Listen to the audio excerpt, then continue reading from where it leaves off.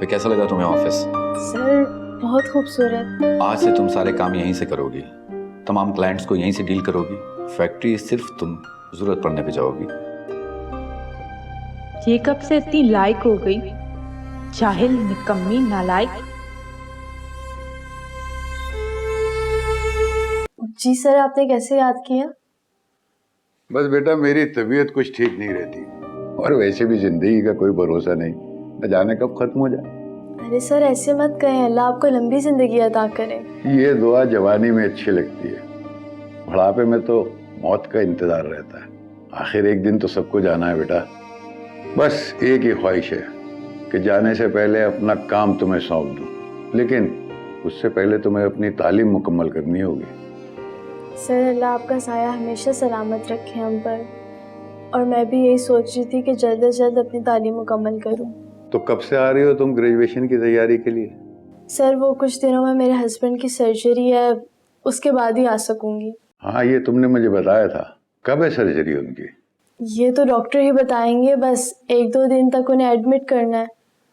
बेटा, तुम्हें देखकर बहुत खुशी होती है। तुमने लड़की होकर वो काम कर दिखाया जो मर्द भी नहीं कर सकते, और लड़की भी ऐसी जिससे उसका सब कुछ छीन लिया गया हो, उसे टुकड़ों में बिखेर दिया गया हो, वो फिर वो खुद अपने आप को समेटकर जिंदगी में फिर वापस आ जाए।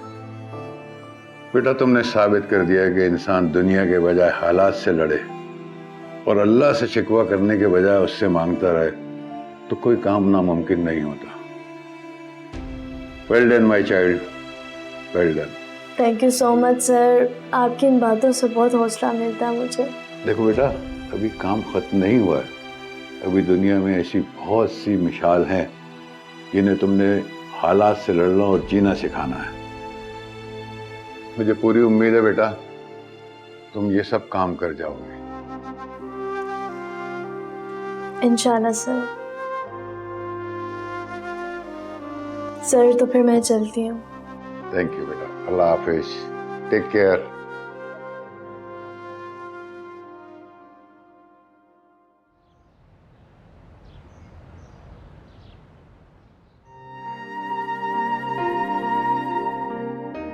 क्या हुआ, कुछ सोच रहे थे? नहीं, बस ऐसे ही। कुछ तो है, परेशान है ना किसी बात पर? परेशान? किस बात पर? क्या डॉक्टर ने कोई बात की है? नहीं नहीं, अल्लाह का शुक्र है, मम्मी बिल्कुल ठीक हो रही है। मुझे तो बस फैक्ट्री की टेंशन हो रही है। सब कुछ करके देख लिया, शायद समझ नहीं आ रही करूं तो क्या करूं मैं। हालात ठीक ही नहीं हो रहे, ऑर्डर्स पे ऑर्डर्स कैंसिल हो रहे हैं मेरे। और जाहिर सब कुछ ठीक लग रहा है, लेकिन ऐसा महसूस हो रहा है कि कोई रुकावट है हमारे बीच में जो मुझे आगे बढ़ने नहीं दे रही। अगर मेरी कोई हेल्प चाहिए तो मुझे प्लीज बताएं। मेरा काफी एक्सपीरियंस हो गया है, क्या पता मैं आपकी हेल्प कर सकूं। हाँ हाँ, क्यों नहीं, मुझे तो पूरा भरोसा है। लेकिन ये काम मैं मुफ्त में नहीं करूंगी। तुम जो कहोगी मैं देने को तैयार हूँ। सोच ले। जरूरत नहीं है सोचने की, तुम कहो। फायजा आयजा को साथ लेकर आना होगा मुमानी को सरप्राइज देने के लिए। फायजा तो शायद शिराज के हादसे की वजह से ना आ पाए, लेकिन हाँ तुम बोले तो मैं आयजा को भी ले आऊंगा। तो मैं कौन सा कह रही हूँ कि कल लेकर आए, जाएं और अभी लेकर आए। लो, यूं गया और यूं वापस आया।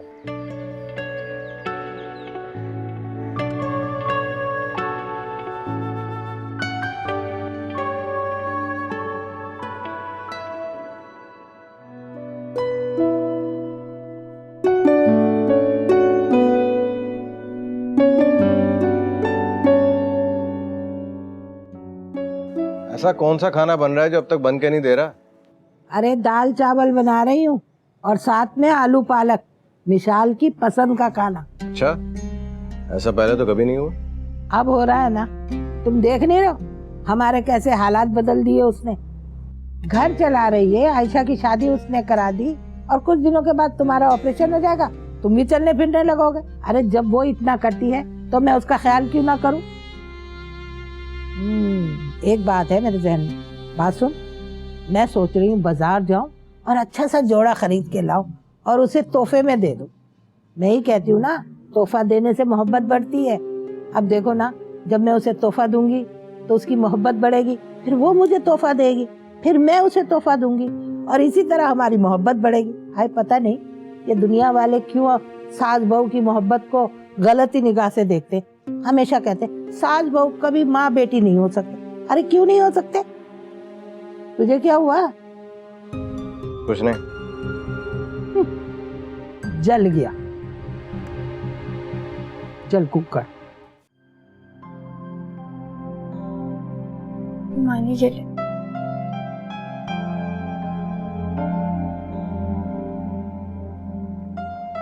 निशान, अर्शियान किधर है? मानी अभी बाहर ही गए होंगे, आते होंगे। आपको पता है आपके लिए एक सरप्राइज है। बेटा पहेलियां मत पूछो, क्या बात है? अम्मी, एक सरप्राइज आपके लिए।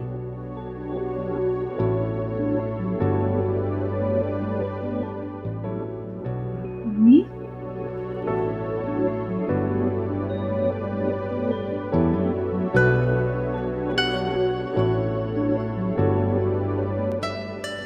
ये क्या हो गया आपको? कितना इंतजार करवाया तुम? फायजा तो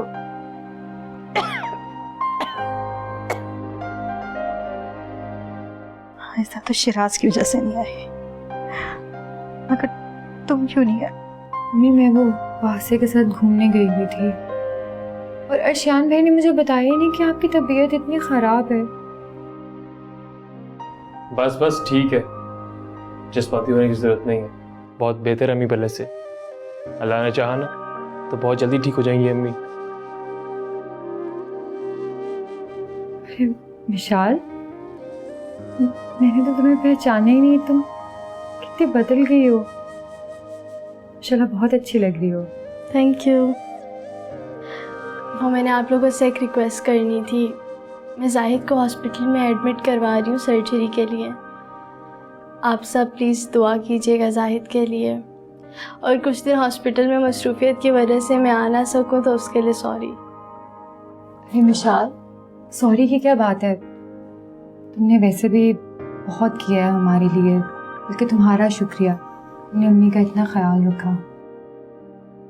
नहीं नहीं, शुक्रिया की कोई बात नहीं है, ये मेरा फ़र्ज़ है। और जब जब आप लोगों को मेरी ज़रूरत होगी मैं हमेशा आप लोगों के साथ होंगी। अच्छा चलो मैं खाना लगवाती हूँ, फिर मुझे जाना है। ऐसे कैसे? खाना खा के जाना। नहीं नहीं, घर में जाहिद इंतज़ार कर रहे होंगे। तुम्हारी मर्जी।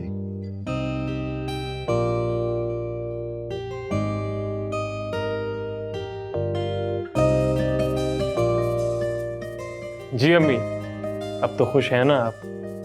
बेटी आ गई है आपकी, आपसे मिलने।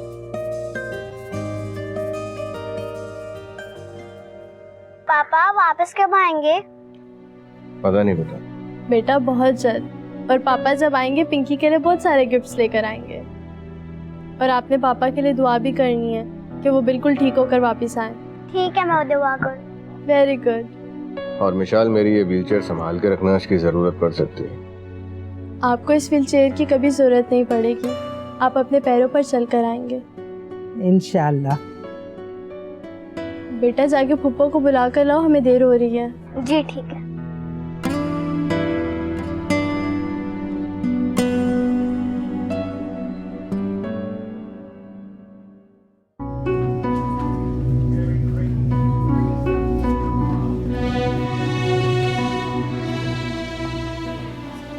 समीना भी आप लोग जाए, मैं पेमेंट करके आती हूँ। ठीक है विशाल।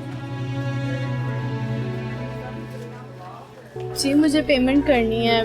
पेशेंट का नाम जाहिद मंजूर है।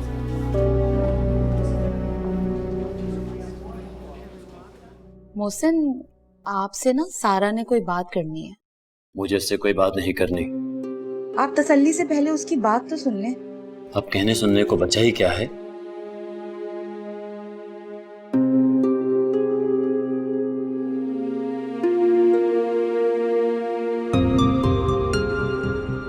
मैंने तो सुना सुना था कि माँ बाप के अंदर बहुत हिम्मत होती है, बहुत हौसला होता है कि वो अपने बच्चों की गलतियों को माफ कर सकते हैं। शायद होता होगा लोगों में इतना हौसला, और मैं शायद तुम्हें कल माफ कर भी दूं, लेकिन आज मेरे अंदर ना इतनी हिम्मत है ना ही इतना हौसला।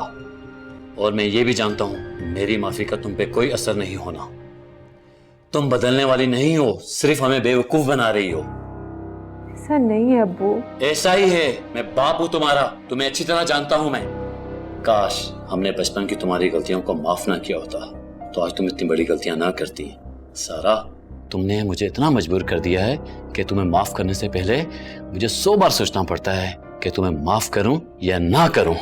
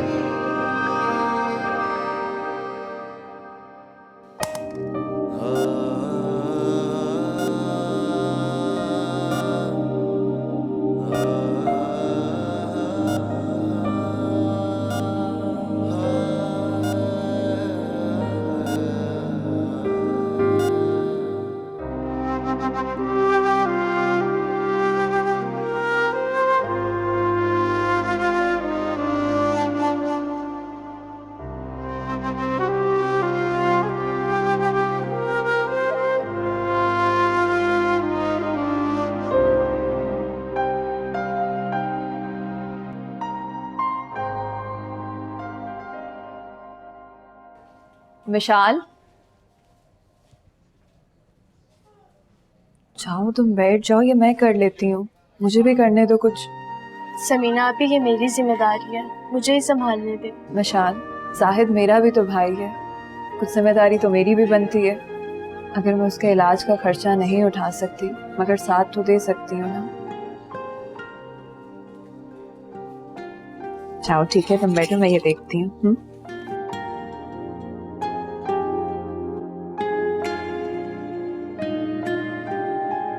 विशाल, ये मैं खाना लेकर आया हूँ। चाइनीज है, आयशा ने बनाया। आयशा ने? हाँ। जाहिद कैसे हैं? अभी सर्जरी चल रही है।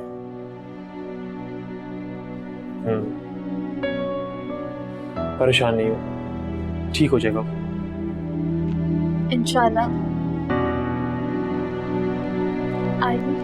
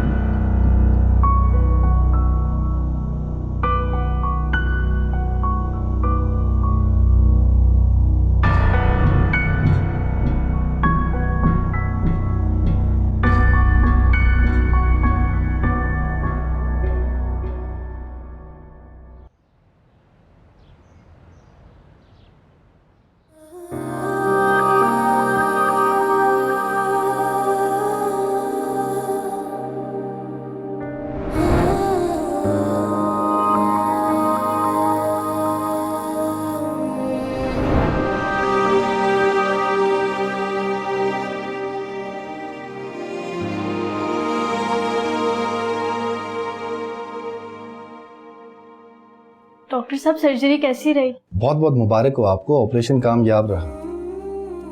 सच? समीना भी अब जाहिद चलने फिरने लगेंगे इंशाल्लाह।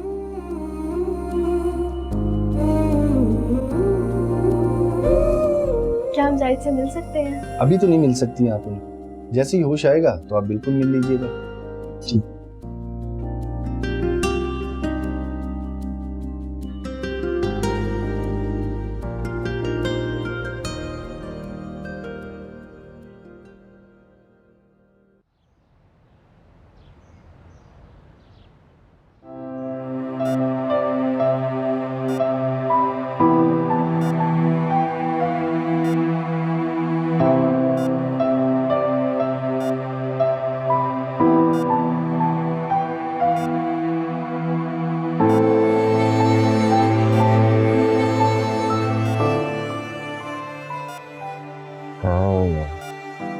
हॉस्पिटल में लेटे रहे, आपकी सर्जरी हुई है। क्या सर्जरी कामयाब हो गई? जी अल्हम्दुलिल्लाह। देखना अब आप चलने फिरने लगेंगे। कितना पैसा लगा दिया तुमने? शायद ये वक्त ऐसी बातों का नहीं है। अस्सलाम वालेकुम। वालेकुम सलाम। जाहिर, कैसी तबीयत है अब तुम्हारी? समीना भी आप जाहिद के साथ रहे, मैं अम्मी को लेकर आती हूँ। हाँ हाँ ठीक है मिशाल, तुम घर जाओ, फ्रेश होकर आना। वैसे भी तुम 2 दिन से घर ही नहीं गई, मैं हूँ यहाँ पे जाहिद के पास। मैं आती हूँ।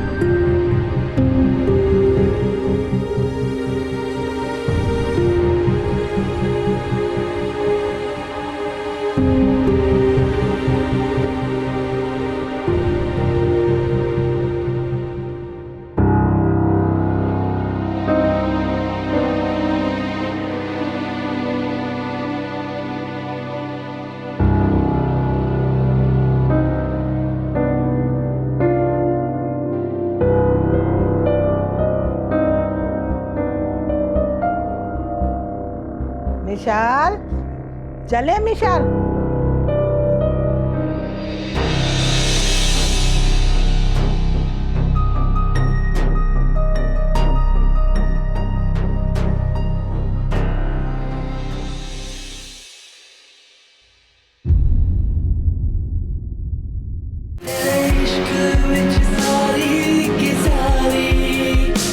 मिशाल तो खुश होगी बहुत। बस यही तो परेशानी की बात है। जब से डॉक्टर ने बताया कि ऑपरेशन कामयाब हुआ है, उस वक्त तो वो बहुत खुश थी और इतनी एक्साइटेड भी थी। फिर उसके बाद वो घर गई अम्मी को लेने, और जब से वो घर से वापस आई है पता नहीं उसे क्या हो गया, अजीब उदास और चुपचाप सी है। भाई पिंकी तो बार बार पूछ रही थी, मुझे कह रही थी कि मुझे भी हॉस्पिटल लेके जाएं। इतनी मुश्किल से उसे मैंने मना किया कि बच्चे हॉस्पिटल नहीं जाते। बस वो तो इतनी खुशी से एक्साइटेड हो रही है। मैंने भी उसे यही कहा है कि पापा अब आएंगे ना घर तो अपने पैरों पे चल कर आएंगे।